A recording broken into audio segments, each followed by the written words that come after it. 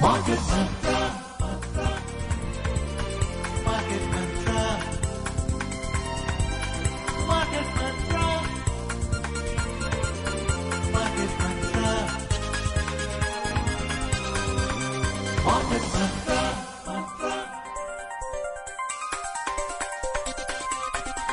Market Mantra. Listeners, welcome to today's edition of Market Mantra, the program in which we give you a complete update on the economic news of the day. And today being Sunday, we'll also be taking calls from our listeners on any queries that you may have on mutual fund and related matters. To connect with us, you can call us on 2331-4444, 2342-1050 and 2331-0464, and of course do prefix the code 011. Along with Subodh Mishra, I'm Sarabjit Kaur. धन्यवाद सरबजीत और नमस्कार श्रोताओं। कारोबारी खबरों के साथ market मंत्र हाजिर है। आज रविवार है और हर रविवार की तरह आज भी हम म्यूचुअल फंड से जुड़े आपके सवालों के जवाब देंगे। सवाल पूछने के लिए आप इन नंबरों पर फोन कर सकते हैं 2331-4444, 2342-1050 और 2331-0464। दिल्ली से बाहर के और मोबाइल से फोन करने वाले श्रोता इससे पहले एसटीडी कोड 011 डायल करें। आज की खबरों पर चर्चा करने और श्रोताओं के सवालों के जवाब देने के लिए हमारे साथ स्टूडियो में है mutual funds expert Ashutosh Gupta. Ashutosh, market Mantra में आपका स्वागत है। जी, बहुत धन्यवाद। पहले हेडलाइंस के साथ Sarabjit Kaur. Domestic markets to focus on corporate earning results, India-US trade talks and IPOs for Qs next week. Foreign portfolio investors pump in nearly 1,900 crore rupees into the Indian debt markets in July so far. And Prime Minister Narendra Modi to embark on a 4-day visit to UK and Maldives from Wednesday. अगले सप्ताह भारतीय बाजारों का focus रहेगा कंपनियों की आमदनी के नतीजों, भारत अमेरिका व्यापार वार्ता और आईपीओज पर। विदेशी निवेशकों ने जुलाई में अब तक भारतीय ऋण बाजार में लगभग 1,900 करोड़ रुपए का निवेश किया और प्रधानमंत्री नरेंद्र मोदी बुधवार को 4 दिन की ब्रिटेन और मालदीव्स यात्रा पर रवाना होंगे।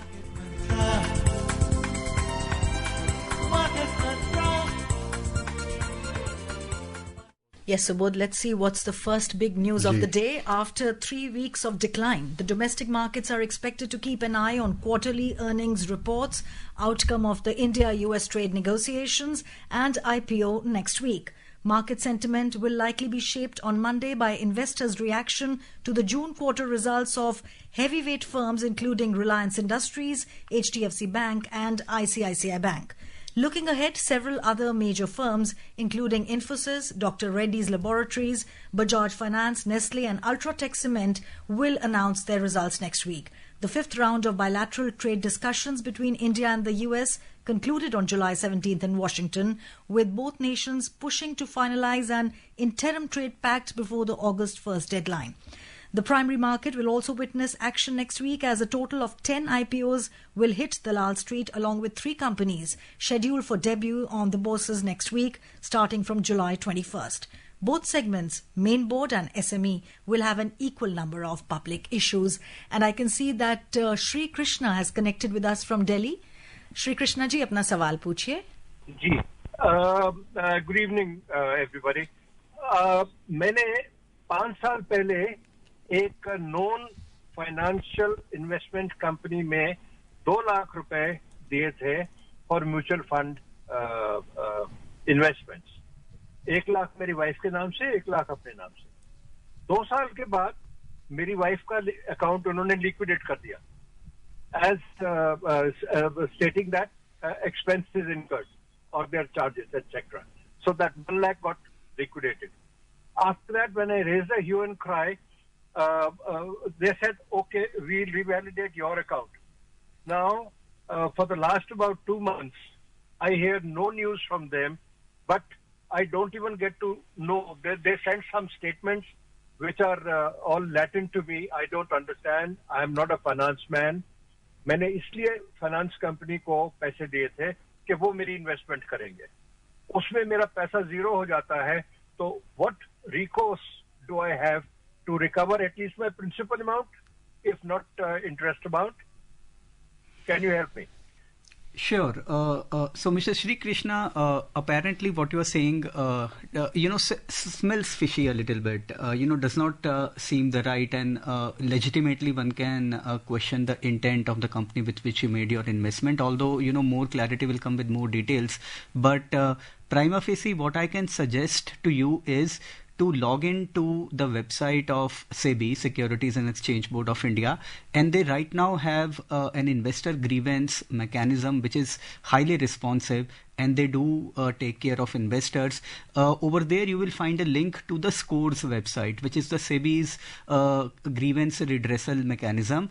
So with all the appropriate documents, statement or evidence that you have, or any emails that you might have exchanged with them, I would highly recommend you to lodge a complaint at the SCORES portal, which you can access through SEBI website.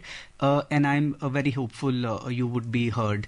There are some very stringent, timelines which are put upon the registered intermediaries to respond to any such grievances. So once you put in your complaint, the requisite intermediary would need to file a response within 21 days.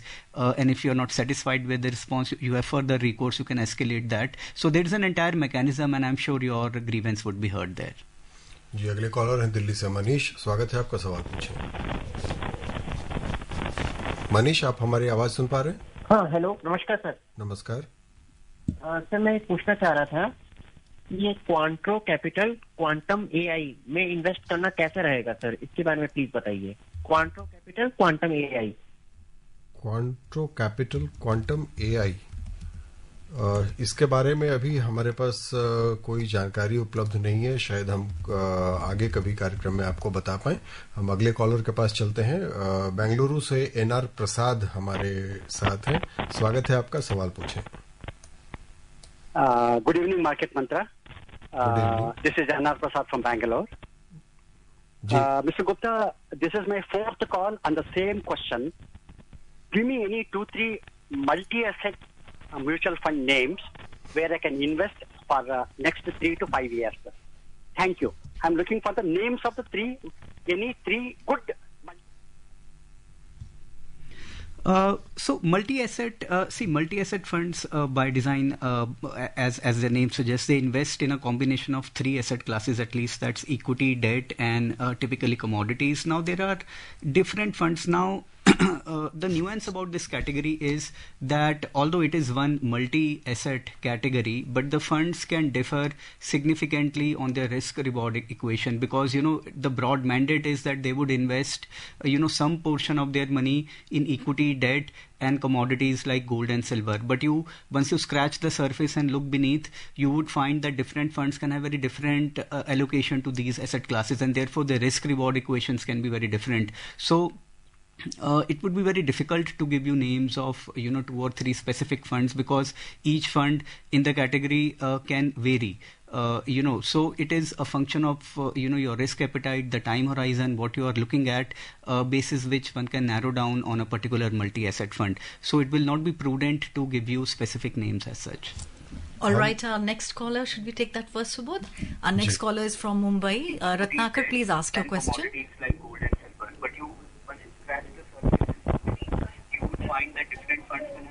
Ratnakar ji, आप सुन पा रहे हैं? आपने radio की आवाज कम कर लें। हेलो। जी, अपना सवाल पूछें। Good evening sir. Good evening. मेरा सवाल है कि ये जो HDFC बैलेंस एडवांटेज फंड है वो कैसा है, उसमें SWP चालू करना उचित रहेगा क्या? और दूसरा सवाल है कि ये जो ELS फंड जो हम लेते थे उसका जनरली टैक्स सेविंग के लिए उसका उपयोग होता था।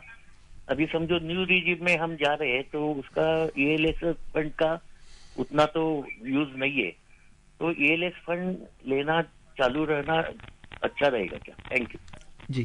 पहला आपका सवाल, HDFC बैलेंस एडवांटेज एक अच्छा फंड है अपनी कैटेगरी का, अच्छी उसकी ओवरऑल लॉन्ग टर्म परफॉर्मेंस रही है।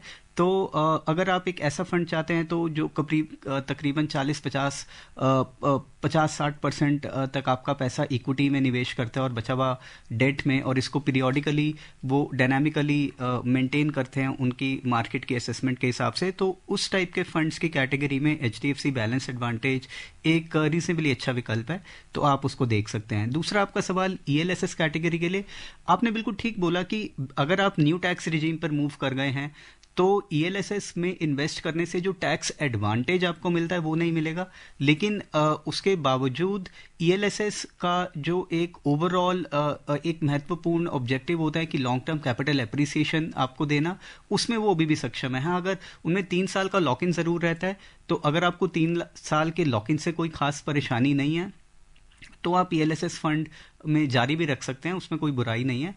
लेकिन अगर आप चाहते हैं कि आप प्रेफर करते हैं कि थोड़े आपके पास फ्लेक्सिबिलिटी रहे कि अगर कभी आपको पैसे की ज़रूरत पड़ जाए और आप निकाल पाएँ, वो फ्लेक्सिबिलिटी आप प्रेफर करेंगे, तो आप फ्लेक्सी कैप या मल्टी कैप या वैल्यू इस टाइप की कैटेगरीज में विकल्प देखें। अगले कॉलर हैं उत्तर प्रदेश से HR गौतम, स्वागत है आपका, सवाल पूछें। नमस्ते सर। नमस्कार। HR गौतम ललितपुर उत्तर प्रदेश से बोल रहा हूँ सर। जी, सवाल पूछें। जी सर, हमारा सवाल ये है कि म्यूचुअल फंड में मैक्सिमम कितने म्यूचुअल फंड में हमें इन्वेस्ट करना चाहिए, पहला तो हमारा ये है। और दूसरा सर ये है कि आप जो बताते हैं कि इसमें जो टैक्स लगता है, तो उसमें जैसे मान लीजिए किसी की जो टैक्स के जो उसमें इन्वेस्ट हुआ उस पर जो मान लीजिए 1 लाख है या 2 लाख है, तो उसकी कोई सीमा है कि कितना भी होगा उस पर टैक्स लगेगा?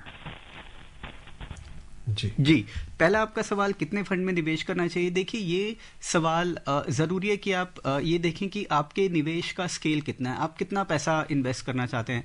देखिए, म्यूचुअल फंड की अगर हम बात करते हैं तो एक अकेला फंड भी 40, 50, 60 स्टॉक्स का एक अपने आप में पूरा पोर्टफोलियो होता है। So even a single fund एक अपने आप में कंप्लीट पोर्टफोलियो है।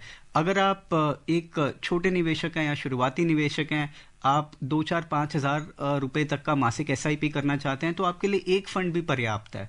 लेकिन जैसे जैसे आपका स्केल ऑफ इन्वेस्टमेंट बढ़ता है तो आप 2 या 3 फंड डाल सकते हैं अपने पोर्टफोलियो में।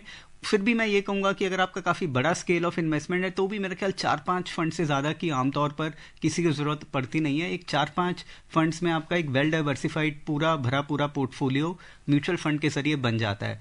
तो 1 से 4 एक फंड से शुरुआत करके आप 4 से 5 फंड तक अपना पोर्टफोलियो डाइवर्सिफाई कर सकते हैं। और दूसरा, इन्होंने टैक्स का पूछा था कि उसकी सीमा क्या है। मुझे लगता है ये जानना चाहते हैं कि कैपिटल गेन्स कितना कहाँ से शुरू होता है। देखिए, जो कैपिटल गेन्स म्यूचुअल फंड्स पे बात करते हैं, अगर हम इक्विटी म्यूचुअल फंड्स पे फोकस करते हैं, तो अगर आप 1 साल से कम निवेश करते हैं तो जितना भी आपके पास गेन बनेगा उसका 20% बेचने पर, जब आप बेचेंगे यूनिट्स, तो जो आपको कैपिटल गेन मुनाफा होगा उसका 20% आपको टैक्स देना होगा। और अगर 1 साल से ज़्यादा तक आप होल्ड करते हैं तो ये टैक्स दर 20% से घट के 12.5% हो जाती है। लेकिन इसमें हर साल आपको पहले 1.25 लाख का जो आपका गेन होगा वो आपके लिए टैक्स एग्जेम्प्ट है। तो अगर आप किसी साल इतना म्यूचुअल फंड बेचते हैं कि आपका total long term capital gain 1 lakh तक बन रहा है, तो आपको कोई टैक्स नहीं देना होगा। लेकिन जहां आपका गेन 1.25 लाख से ऊपर जाएगा तो वो जो 1.25 लाख के ऊपर का मुनाफा है उस पर आपको 12.5% गेन देना होगा। और अगर आपकी टोटल टैक्सेबल इनकम ही थ्रेशोल्ड से नीचे है, जो टैक्सेबल है, तो आपको कोई टैक्स नहीं देना होगा। Our next caller is from Ghaziabad. गौरव, अपना सवाल पूछिए। नमस्ते सर, ये 2-3 स्ट्रेटेजी में कौन सी सही ज्यादा रहेगी? मेरे पास एक अमाउंट है बहुत 5 लाख, मेरे बच्चे को किसी ने दिया है, तो क्या उसमें एडवांटेज लगा के भूल जाऊँ क्योंकि वो 5-10 साल 10 साल तक तो चाहिए नहीं, या दूसरा तरीका है कि मैं उसको एक डेट फंड डाल दूँ, शॉर्ट टर्म डेट फंड, मेरे 18 महीने में उसको स्विच कर दूँ एक फ्लेक्सी कैप में, या फिर बिना ज्यादा कुछ सोचे स्मॉल कैप में लगा दूँ ऐसे ही थ्रू डेट फंड के लॉन्ग टर्म के लिए है। तो 3 आपके हिसाब से किसमें मुझे ज्यादा?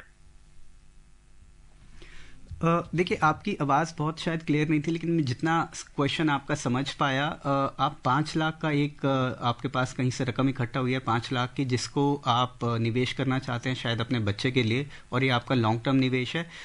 मेरे हिसाब से आप मल्टी कैप फंड्स देख सकते हैं।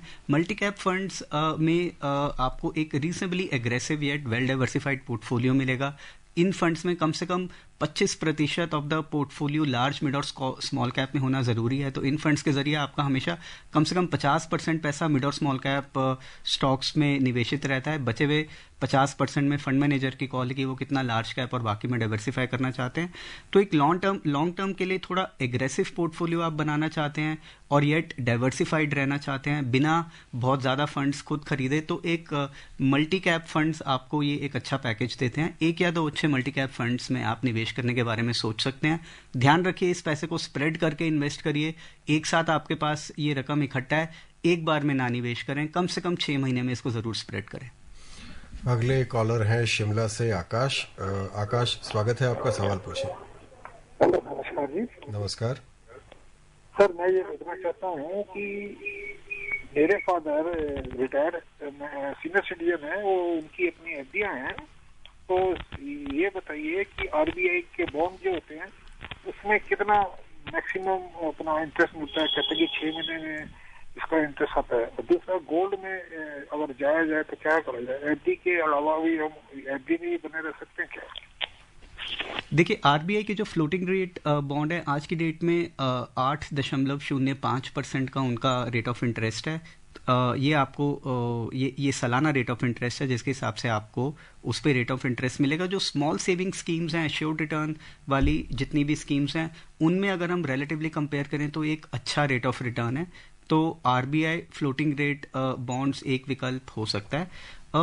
आप देखिए कहाँ पे इन्वेस्ट करें, थोड़ा आप इस पर पहले गौर करें कि इस पैसे का आपका ऑब्जेक्टिव क्या है। क्या आप रेगुलर इनकम, जैसे आपने बताया आपके पिताजी रिटायर्ड हैं, क्या एक रेगुलर इनकम की रिक्वायरमेंट है इस पैसे में से, या आपकी जो मासिक नीड्स हैं वो they are taken care of? तो ये पैसा आप लॉन्ग टर्म में ही सिर्फ इन्वेस्ट करके रखना चाहते हैं।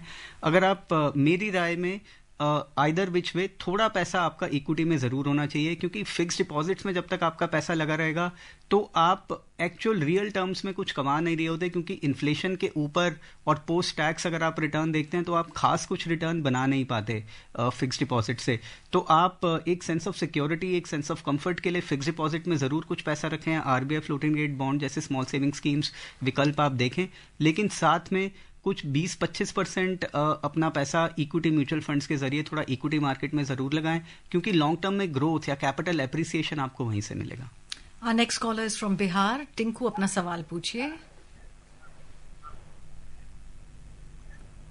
टिंकू, आप सुन पा रहे हैं हमें? अपना सवाल पूछिए। नमस्ते सर। नमस्ते। हेलो जी, अपना सवाल पूछें आप टिंकू। नमस्ते सर, माँ के मंथरा। नमस्कार नमस्कार जी, सवाल पूछें।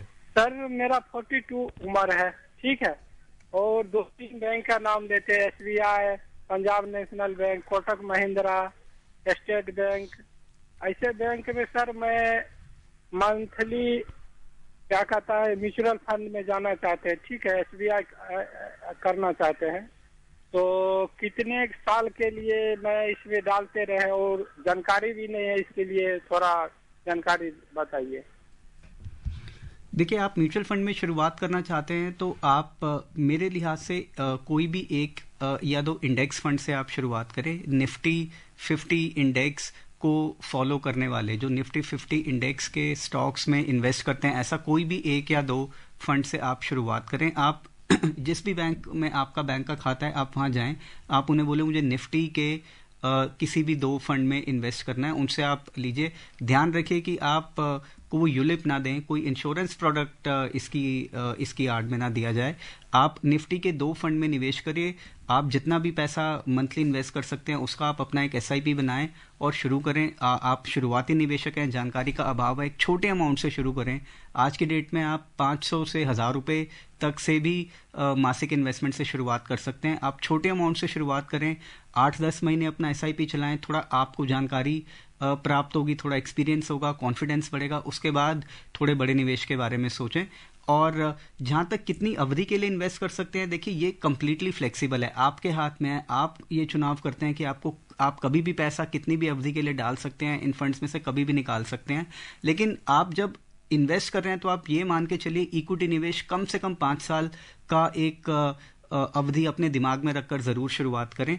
इससे कम में इक्विटी इन्वेस्टमेंट्स काफ़ी रिस्की हो सकती हैं, तो कम से कम आप 5 साल का होराइजन अपने दिमाग में रखकर आप अपना SIP चालू करें। लेकिन फ्लेक्सिबिलिटी फिर भी आपके पास है, अगर आपको बीच में कभी ज़रूरत पड़ती है तो आप ज़रूर पैसा निकाल सकते हैं। जी, कोलकाता से विश्व ज्योति हमारे साथ हैं। स्वागत है आपका, सवाल पूछें। हेलो जी, विश्व ज्योति जी। जी सर, हमारा क्वेश्चन है, actually I am invested in mutual fund from 2017। Main बात क्या है, जो लास्ट 6 मंथ 7 मंथ हम लोग लॉस जो हुआ है, पोर्टफोलियो में बहुत लॉस हुआ है। अभी जो है वो मेकअप हो गया, बहुत सारे मेकअप हो गया, लेकिन अभी जो देख रहे हैं ये स्नेक एंड लैडर गेम चल रहा है। पोर्टफोलियो वैल्यू में कहीं घटता है, फिर मेकअप हो जाता है, फिर घटता है, लेकिन एक लिमिट का ऊपर नहीं उठ रहा है। Do you think so sir? First question. और second question, is there any regulatory board that they will not allow mutual fund companies to increase their and advise their fund managers not to jump up the rate? Thank you, sir. So your first question regarding the ups and downs, see, that is very much the part of the deal. You know, that's part and parcel of investing in equity. You said that you started investing sometime around 2017.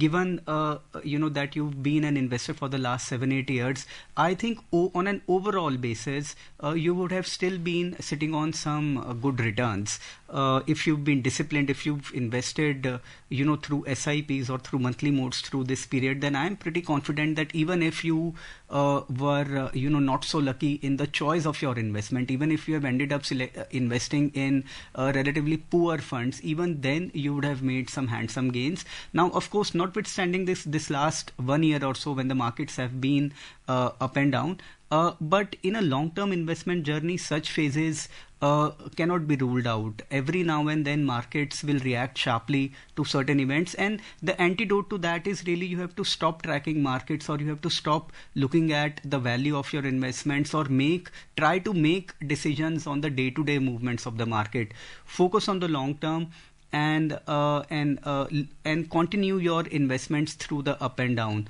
If you need the money in the next 8 to 10 months, 1 year, then you know, you should certainly be withdrawing your money, because if you need this money in the next 1 year, then equity markets is a very risky place to be in at this point in time. But if you have a longer term horizon, then I think you should stop worrying about the ups and downs. Look at your individual holdings on the merits of those funds, whether they are investment worthy or not. But otherwise, don't worry too much about the day-to-day ups and downs. I think some amount of volatility is inbuilt in this, you know, option of investment. Absolutely. So moving on to our next caller from Delhi. Prabodh, apna sawal puchiye. Yeah, good evening, everybody. I have... you know, for the senior citizen, basically the corpus is available, for example, but SIP and all is maybe not that much relevant. What is required is that corpus fund to be invested so that regular cash flow comes. Today, the average, say, middle or upper middle class will have some 1 to 1.5 lakh per month. So that I would request you to give us some idea, because 60 lakhs SCS is over, 9 lakhs MIS is over, but then you may have few crores. How to allocate that? Second question is that 5 important criteria for senior citizens to choose mutual fund for short to medium. Sure. So your first question regarding how to allocate. See, the rules of investing really don't change depending upon your age. Okay. So for a senior citizen who is looking to derive regular income, the ideal portfolio mix should have at least, you know, some degree of equity, about, you know, as a thumb rule, without going into the details of your specific case, about 1/3 of your money as a thumb rule, should be parked in equity investments, equity mutual funds, for instance, and the balance could be in debt. Now, the debt component can be made up of senior citizen savings schemes, other fixed return avenues, as well as debt mutual funds. This portion of your money you can invest at one go in lump sum. If you mentioned about a few crore rupees, so if you're looking to invest about 60-65% in debt, this money you can invest even in debt mutual funds at one go in lump sum. There's no problem. But the equity component, despite the fact that you are looking to withdraw regular income, the equity component should still be staggered across a few months to maybe a couple of years, because equity markets will still be volatile. If you invest in lump sum and then the markets fall about 20%, it will be a great source of anxiety, even more so for a retiree for whom this money is, this person depends critically on this money for regular income. So it's very important that the equity component is still spread across a certain number of months to derive regular income. Kolkata से अनिमेश हमारे साथ हैं. अनिमेश, स्वागत है आपका. सवाल पूछें. Good evening, Market One, sir. Good evening. This is Animesh Bhattacharya from Kolkata. Ji. I have two questions for you. First one, how can any pension holder invest with the mutual fund? And second question is, what sort of things should he look into before investing with the mutual fund? And third question is, does international market affect mutual fund in any way? Thank you, sir. Sure. So your first question, can a pension holder invest in mutual funds? Yes, absolutely. From a regulatory standpoint or a technical standpoint, there is no embargo on a pension getter to invest in mutual funds. Just that, yes, the overall asset allocation, their overall investment strategy can be slightly different, because once somebody is a beneficiary of a pension, then the need for income from the mutual funds goes down a little bit. There is already some income which is already coming from a fairly defined and a fairly dependable source. So this person can afford to be a little more aggressive, I believe, in constructing their overall portfolio in mutual funds. But broadly, absolutely yes. Pension holder can invest in mutual funds. Regarding your question about international markets, see, any news, whether be it the source could be any international events, domestic events, when such news flows come, the markets tend to react to these news flows in the short term. But as an investor, what we need to do is to overlook all the noise, because all the short term news flows, they cause markets to react in the short term, but they may have very negligible or minimal impact over the long term. And for a retail investor like you and me, that's the whole point of investing in mutual funds, that you leave all these decisions to a fund manager to decode what kind of impact these news flows would have and what kind of strategy has to be followed at a portfolio level. जी, आइए दूसरी बड़ी खबर पर नजर डालते हैं. विदेशी निवेशकों ने भारतीय ऋण बाजार में इस महीने अब तक 1,850 करोड़ रुपए का निवेश किया है. एपीआई ने जुलाई में ऋण बाजार के प्रति तो सकारात्मक रुख दिखाया, लेकिन उन्होंने भारत के शेयर बाजारों से इसी अवधि में 5,524 करोड़ रुपए निकाल लिए. इससे पहले के 3 महीनों तक विदेशी निवेशकों ने भारतीय शेयर बाजार के प्रति सकारात्मक रुख बनाए रखा था. And our next caller is Virender from Bhubaneswar. Virender, please keep your questions short as we are running out of time now. नमस्ते. बड़ा छोटा सा क्वेश्चन है. हमारे पास इंडिया में डोमेस्टिक फंड्स बहुत हैं, जिसमें हम लॉन्ग टर्म, मिड टर्म और स्मॉल कैप चूज कर सकते हैं, फ्लेक्सी, मल्टी. कोई ऐसा एक्सपर्ट बताएं मुझे, फॉरेन इक्विटी फंड कोई ऐसा होता है जिसमें? जी, हिंदुस्तान में आपको इंटरनेशनल इक्विटी फंड्स की एक कैटेगरी है. इंटरनेशनल इक्विटी फंड्स आपको मिलेंगे, आप उनमें उसी तरह निवेश करते हैं जैसे आप डोमेस्टिक फंड्स में निवेश करते हैं. ग्लोबल या यूएस मार्केट या नैस्डैक इंडेक्स जैसे कोई भी एक आध फंड का चुनाव करके आप उसमें इन्वेस्ट करके इंटरनेशनल मार्केट्स का एक्सपोजर प्राप्त कर सकते हैं. Well, Prime Minister Narendra Modi will be on a 2-nation visit to the United Kingdom and Maldives from 23rd to 26th of this month. In his first leg of the tour, Mr. Modi will visit UK from 23rd to 24th July. And in the second leg, Prime Minister Modi will be on a 2-day visit to Maldives from 25th of this month. जी, Ashutosh, market Mantra में आने और श्रोताओं के सवालों के जवाब देने के लिए आपका बहुत बहुत धन्यवाद. जी, धन्यवाद. Listeners, before we wrap up, a reminder of the headlines. Domestic markets to focus on corporate earning results, India-US trade talks and IPOs for Qs next week. Foreign portfolio investors pump in nearly 1,900 crore rupees into the Indian debt markets in July so far. And Prime Minister Narendra Modi to embark on a 4-day visit to UK and Maldives from Wednesday. And that's it in today's edition of Market Mantra. See you tomorrow. Goodbye. Market Mantra.